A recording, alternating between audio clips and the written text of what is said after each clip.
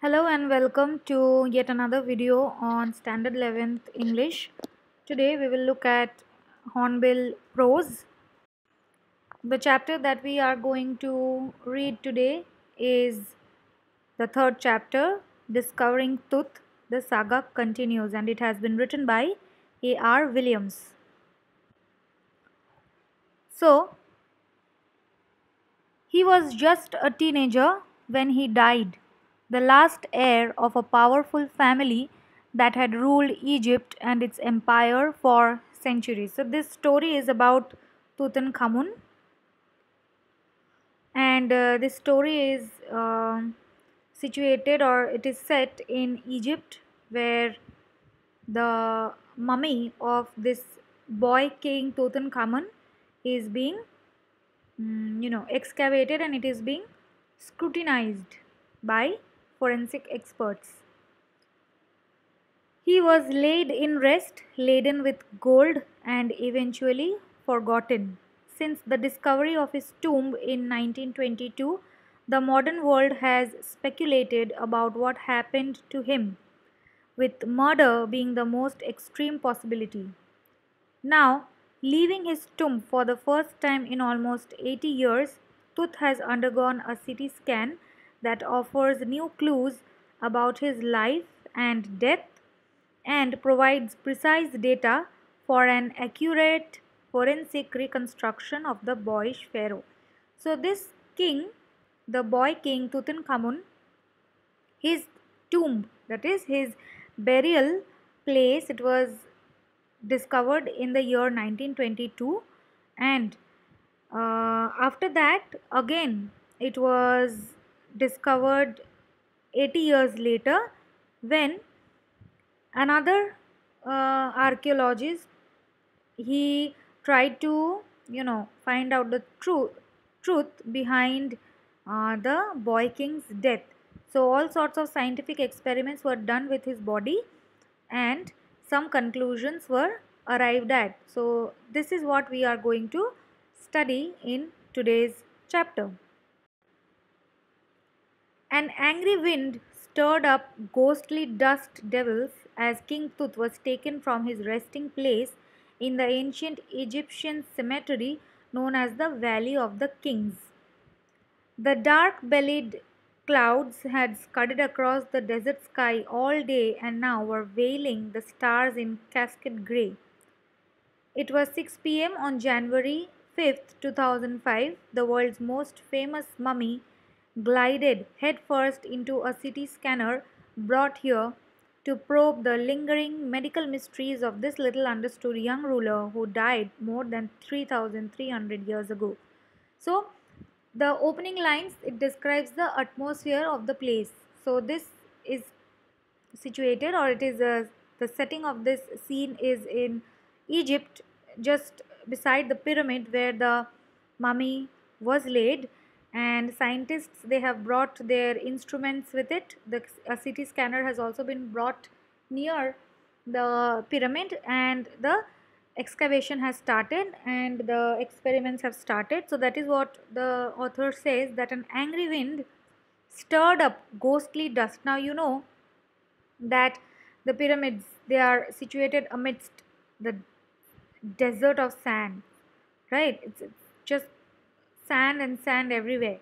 So it is situated amidst deserts, and over there, since there is no vegetation or any other establishments or any other buildings around, the wind speed is very strong, and those strong winds, they stir up ghostly dust devils, that is dust storms.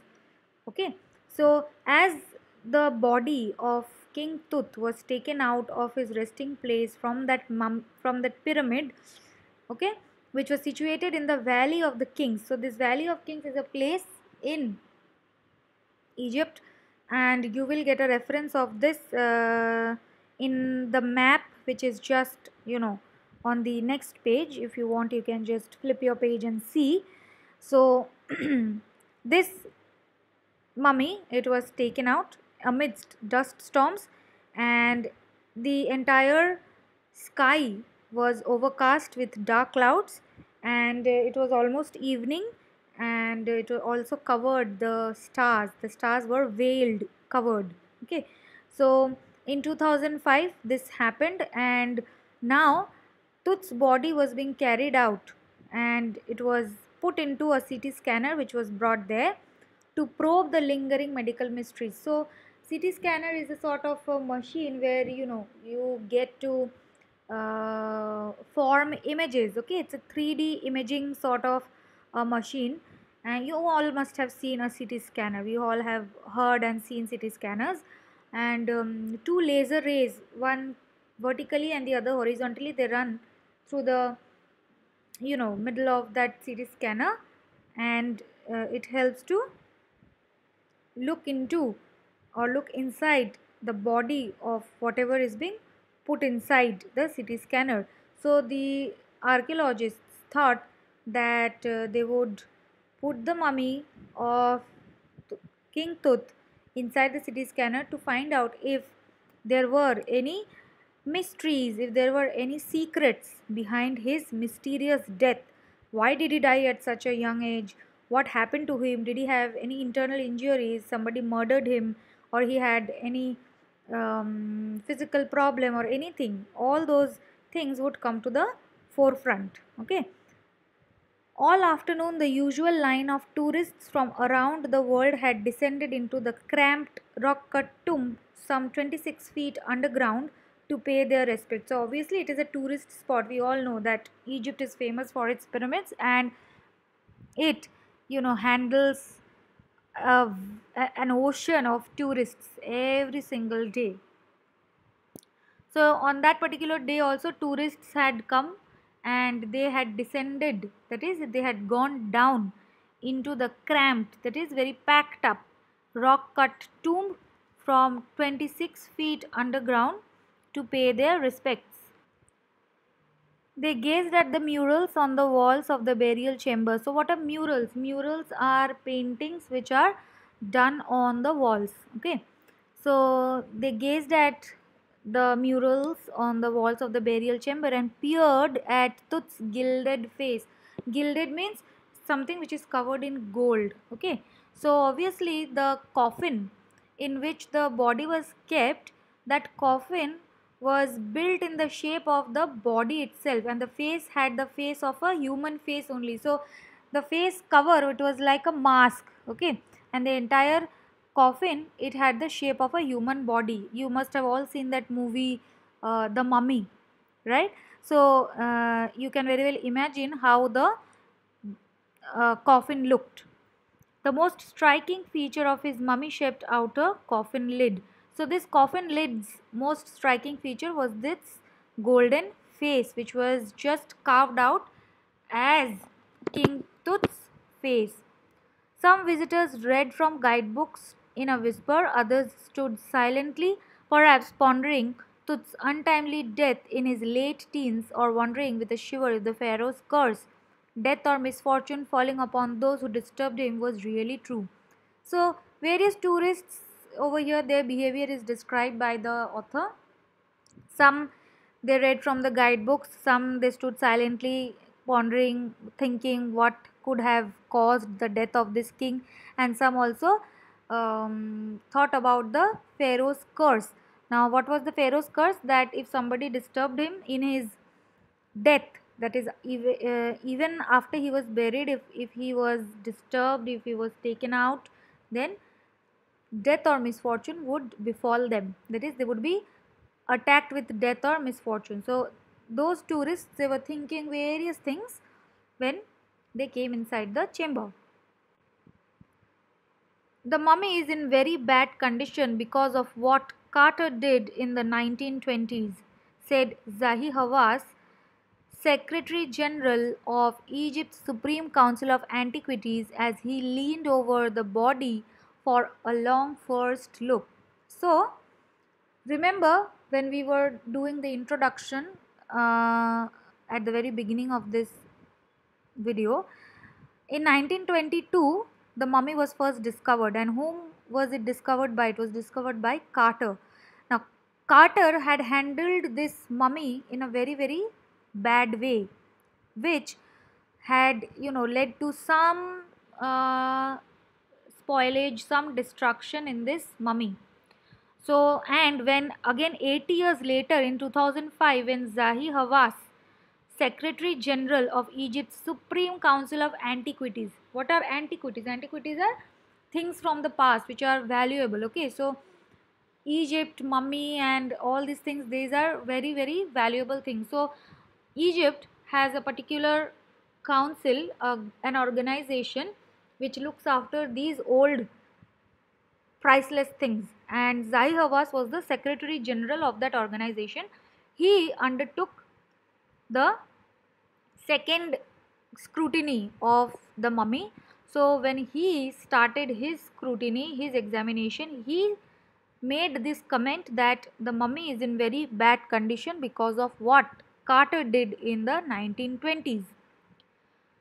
Howard Carter, that is, was the British archaeologist who in 1922 discovered Tut's tomb after years of futile searching. So, Howard Carter had been searching for Tut's tomb for a very long time, and years failure later, he finally found the tomb in 1922. Its contents, whose contents? The mummies, the pyramids contents, though hastily ransacked in antiquity, were surprisingly complete. That is, he did not really do anything with the contents. All were present. They remain the richest royal collection ever found and have become part of the pharaoh's legend.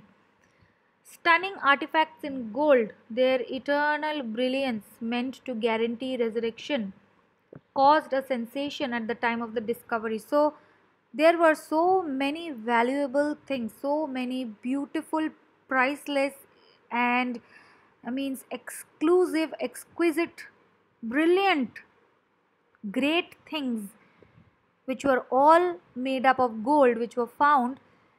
It really caused a sensation at the time of discovery. That is, when Howard Carter discovered the pharaoh's possessions, the things which were all made of gold. Those things, it created a sensation, meanings people went mad over it. Okay, people were driven crazy, they were driven mad by what was being discovered, and they still get the most attention. But Tut was also buried with everyday things he had want in the afterlife: board games, a bronze razor, linen undergarments, cases of food and wine. So the things which were of extravagance, the luxurious things, gold ornaments and dresses and swords and all sorts of things which show your glory. Not only those things, but things of everyday life. Those things were also buried with the body of Tut. Why? Because the Egyptians believed in afterlife, and they believed rather that when somebody dies, they go into a separate world, and in that world they also must be needing all those everyday things of use. Okay, so that is why whenever they used to mummify a body and bury the body in a pyramid, they used to put all the things which were necessary to lead a life on earth. And since they believed in afterlife, they did this. Okay, so for Tut also they did the same thing. After months of carefully recording the pharaoh's funerary treasures. Now, what are funerary treasures? The materials or things which were buried along with the pharaoh in the tomb. Okay, all his belongings, all his things of daily need, and everything else. Carter began investigating his three nested coffins. So, nested coffins meaning it was a three-layered coffin. Okay. Opening the first, he found a shroud, that is a covering, adorned with garlands of willow and olive leaves, wild celery, lotus petals, and cornflowers, the faded evidence of a burial in March or April. So these uh, trees and plants and flowers, willow, olive, wild celery, lotus, these all grew in the month of March and April. Okay, so these were seasonal plants, and since they were put as coverings on the body or on the coffin of Tutankhamun, it could be easily inferred that Tutankhamun died in the month of March or April. Okay, so when he finally reached the mummy, though he ran into trouble. So Carter, when he reached the third layer to finally open the real body which was covered, okay, which was put into the coffin, he ran into trouble. Now, what was the trouble that he faced? The ritual raisins had hardened, cementing tooth to the bottom of his solid gold coffin. Now, what are ritual raisins? Whenever a body is mummified, you will see that a lot of balms and substances, sticky substances, glue like substances, which are called raisins, they are extracted from the trees. Some particular trees, they give out raisins. So these, they are extracted and they are mixed with other herbs and everything else, and they are put on the body of the deceased, of the person who is dead. And why is it put? The embalming is done. This process is known as embalming. You put balm on the whole body of the dead. So this embalming was done in order to preserve the dead for thousands of years. So as a result, what happened, when this raisin like substance which was put on the body of Tutankhamun, this raisin, now you have to remember that this body, this death, this pharaoh was had died 3300 years ago. So imagine if you put raisin or this gum like substance on the body and then keep it for 3000 years, obviously that substance is going to harden like cement. That is exactly what had happened with the body of Tutankhamun.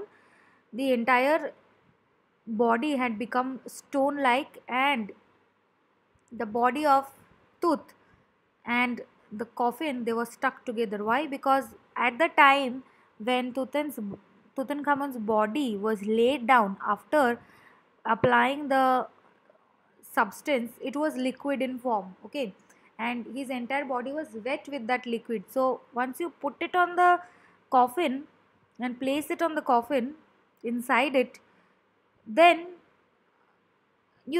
and you cover it, and then it has nowhere, I mean, then what happens is, with time, the soft sticky substance is bound to become hard. So the back of Tutankhamun was absolutely stuck to the base of the gold coffin in which Tutankhamun was laid down. No amount of legitimate force could move them, Carter wrote later. What was to be done? So, no matter how hard you pulled at it, how hard you pushed, you tried to pry it open, it did not open, and there was nothing that could be done. So, their investigation now came to a halt, to a standstill. What next? What was to be done? The body could not be moved. So, how it was to be scrutinized? The sun can beat down like a hammer this far south in Egypt, and Carter tried to use it to loosen the raisin. So, what Carter had an idea, and it was a very foolish idea. So, Carter's idea was that, to keep the coffin in the sun, and that sun would make the resin like substance, which was now a cement like substance, which had hardened into cement. So Carter thought that the sun would melt the resin and it would eventually loosen the body and he could lift it out of the coffin. For several hours,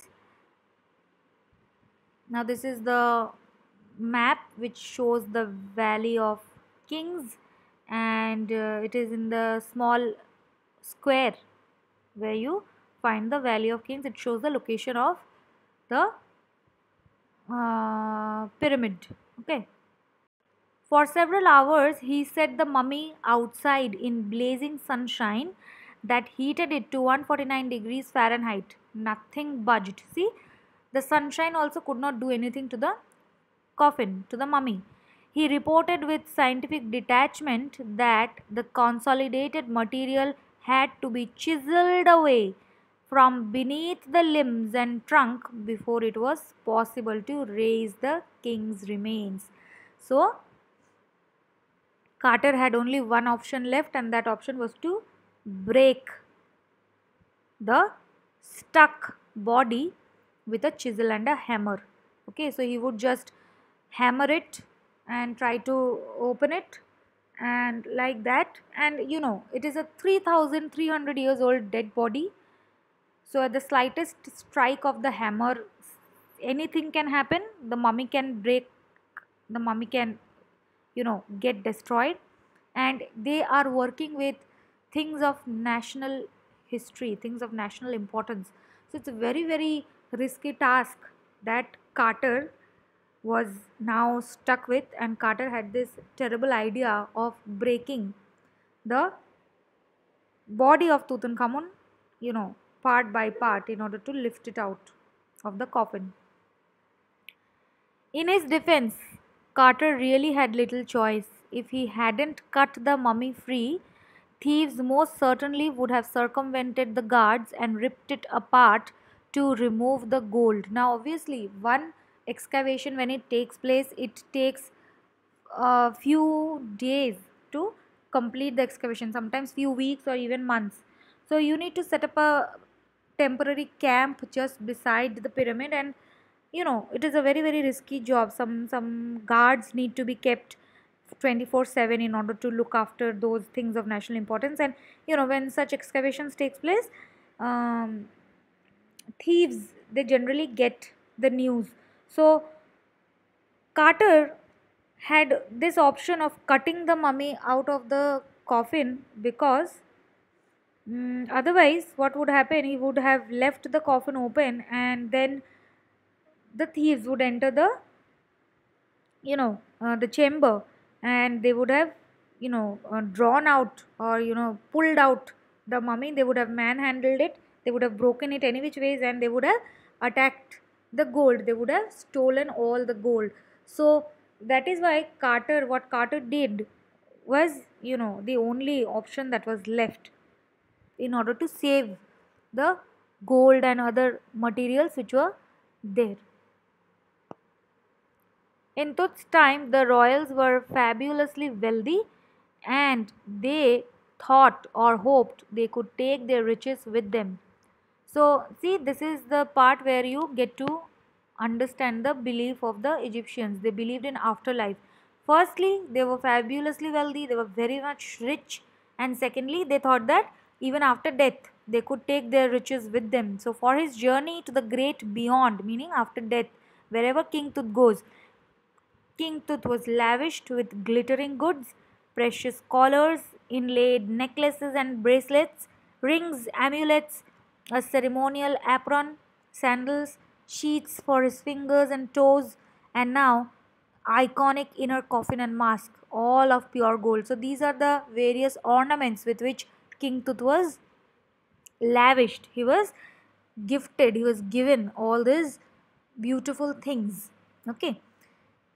To separate Tut from his adornments, Carter's men removed the mummy's head and severed nearly every major joint. Just imagine, Tut was dismantled part by part. First, his head was taken out, then his hands were taken out, then his legs were taken out, then his torso was taken out. So, imagine the body which laid there for 3,300 years ago in deep sleep. Nobody disturbed him. Now he was broken apart, part by part, by Carter. So, King Tut, he was wearing all those jewelry. Those jewelry had to be removed, and then his joints were broken one by one, and his limbs and every other body part were taken out. Once they had finished, they reassembled the remains on a layer of sand in a wooden box with padding that concealed the damage. the bed where Tut now rests. So, after they had done their scrutiny, they put all the parts back like a jigsaw puzzle, okay, and they laid it on a wooden box. They laid it in a wooden box on sand, and they, tried to cover up whatever they had broken with some padding, with some, some things, in order to put it as concealers, just to, hide some cloth or cotton or whatever they could get, so that the body would look intact and nobody would make out what really they had, what damage they had done to that body. Archaeology has changed substantially in the intervening decades, focusing less on treasure and more on the fascinating details of life and intriguing mysteries of death. So, archaeology has changed substantially, meaning it has changed a lot in these few decades, that is, in between what was happening in 1922 and what was happening in 2002, 2005 rather. They focused less on treasure, that is, what are the things with which a mummy is buried, and rather they focus on the details of life and intriguing mysteries of death. If somebody has died, why that person has died, the investigation focused more on the causes of death. It also uses more sophisticated tools, including medical technology.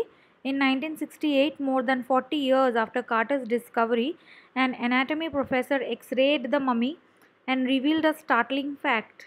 Beneath the resin that cakes his chest, his breastbone and front ribs are missing. So, again, after 1922, in 1968, once again, the mummy was x-rayed and it was revealed that the mummy had his breastbone missing and a few of his front ribs. So probably it indicates that some injury had been, you know mm, some injury had been put on the mummy, or on the boy pharaoh when he was alive. Somebody had hurt him, or maybe he was beaten, or something, some mystery was related to this.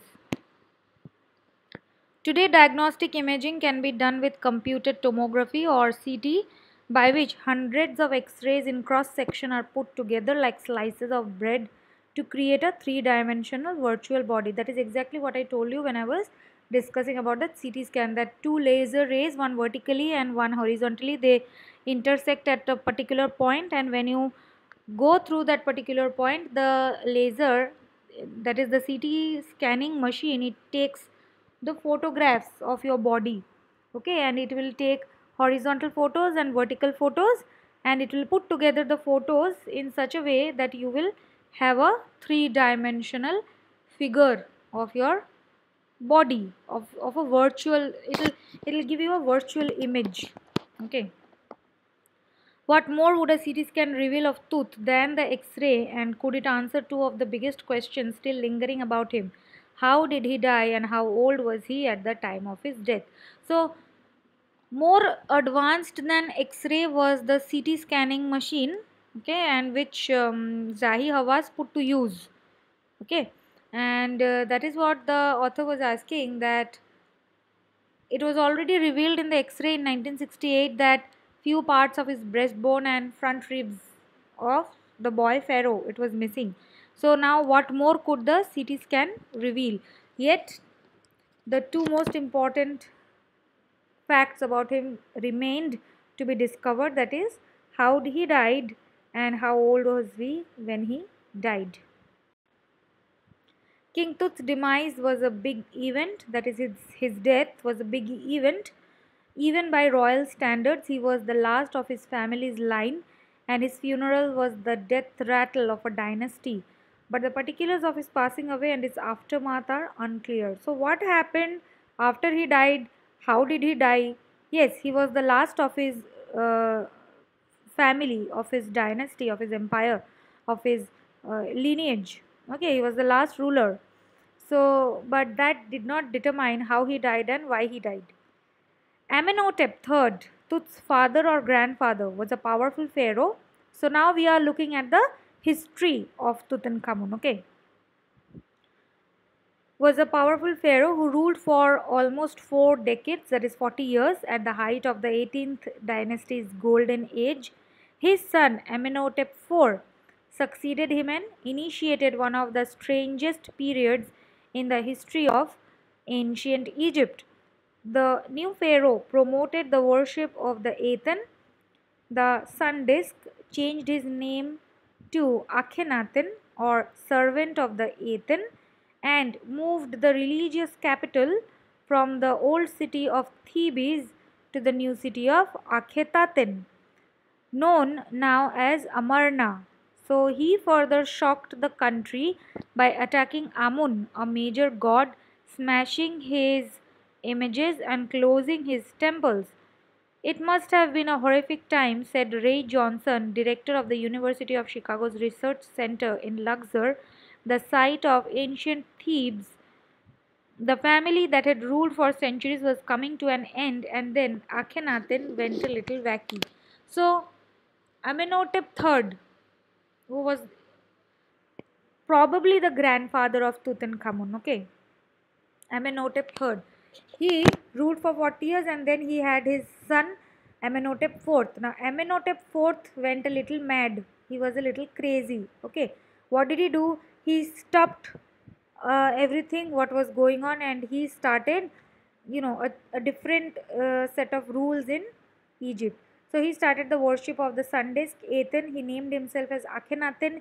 He named the capital as a new capital called Akhetaten, and the god Amun, he was attacked, which was previously followed by their dynasty, and later on he smashed all his images and his temples. So this dynasty which was ruling, and then now it was coming to an end.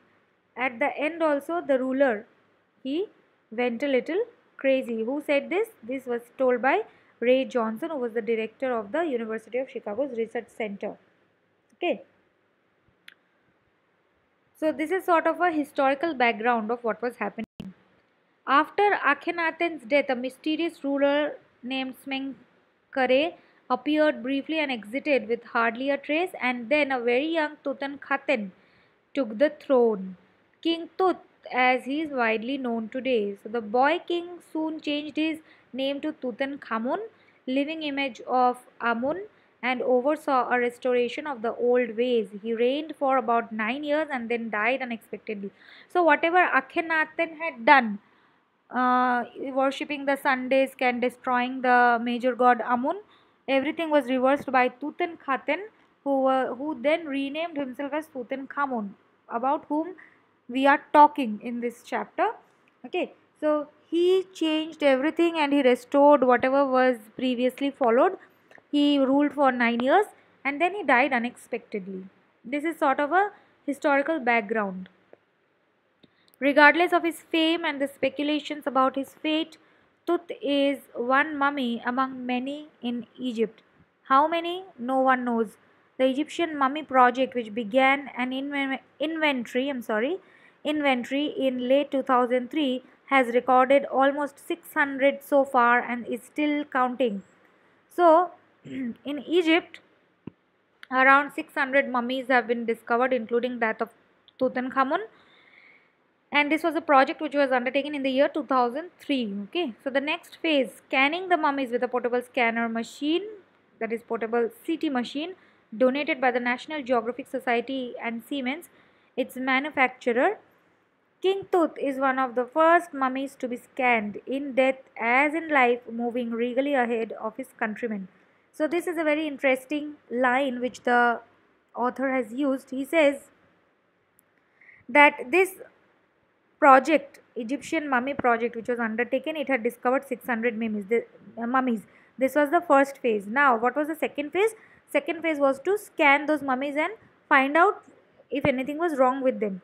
So, Tutankhamun was among one of those 600 mummies, and we all know that Tutankhamun was a very famous king, and that is why the author says that Even when he was alive he was famous, and when he was dead even then he was famous. Why? Because the CT scanner which was donated by the National Geographic Society and the Siemens company which had manufactured that CT scanner, which had made that CT scanner machine, they first and foremost scanned Tutankhamun's mummy.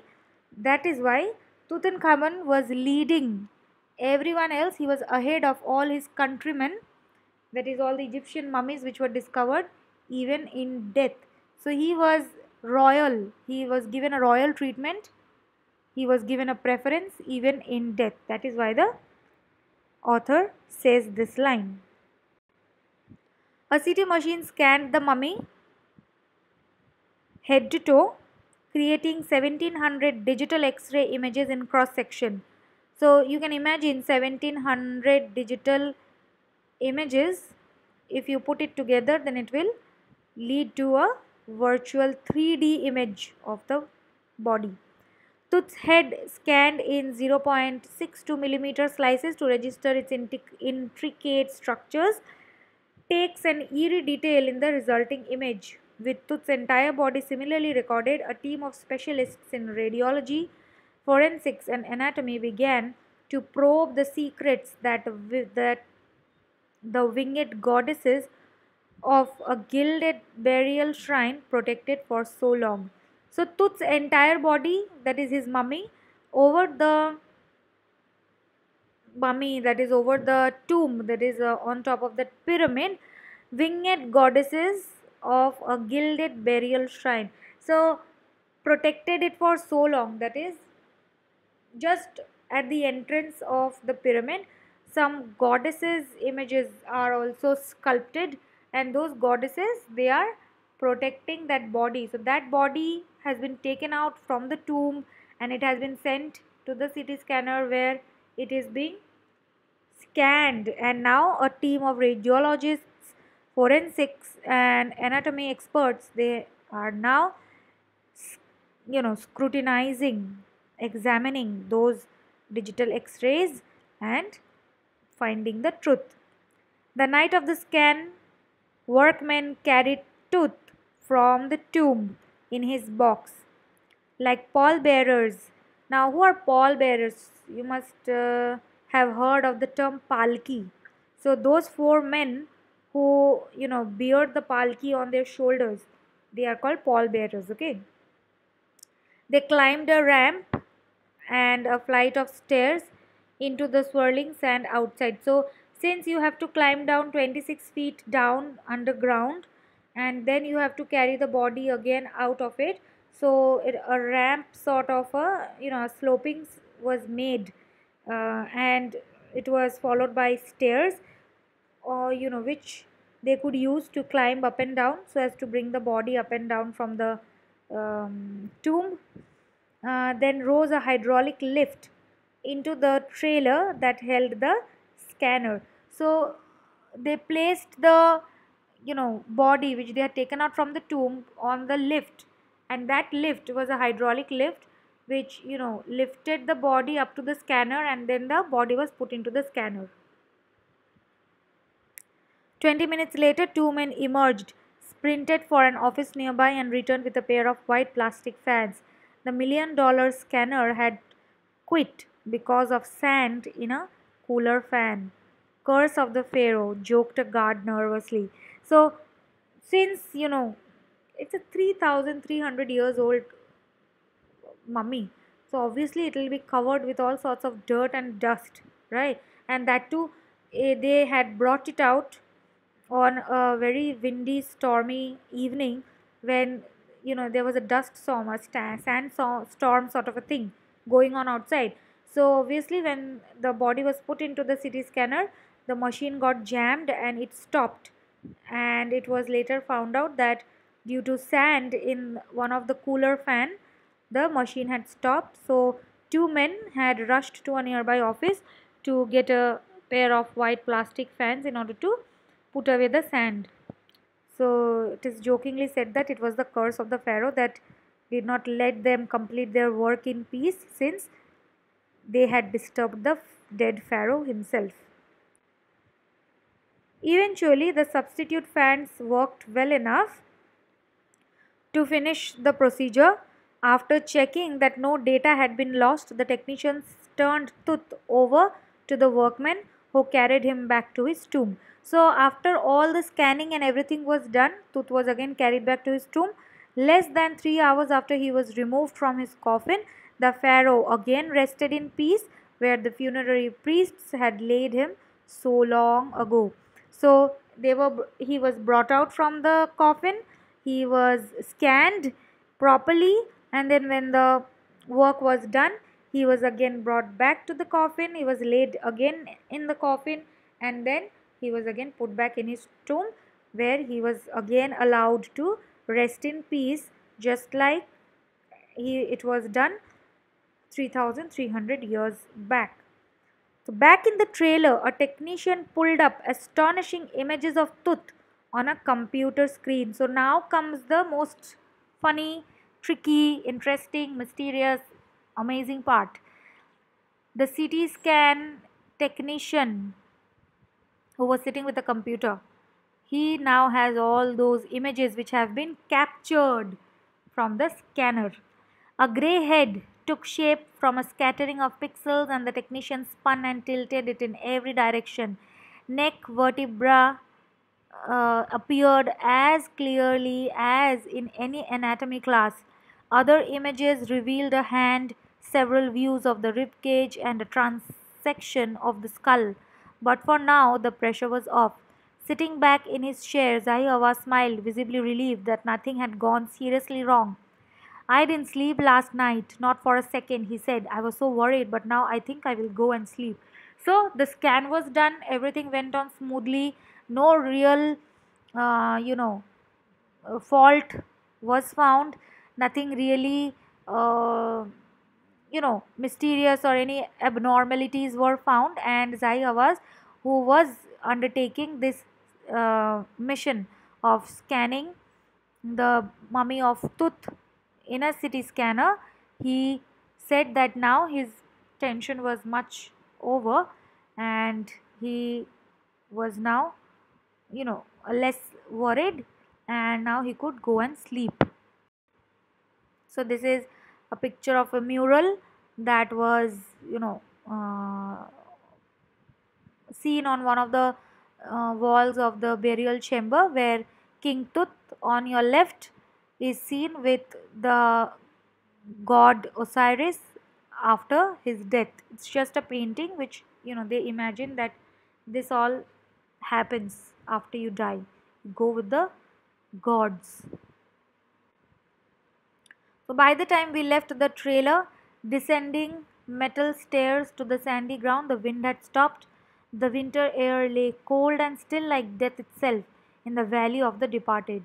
Just above the entrance to Tut's tomb stood Orion, the constellation that the ancient Egyptians knew as the soul of Osiris, the god of afterlife, watching over the boy king. So this is just, you know, a conclusion that the author draws, that everything had um, ended very smoothly and nothing really had happened.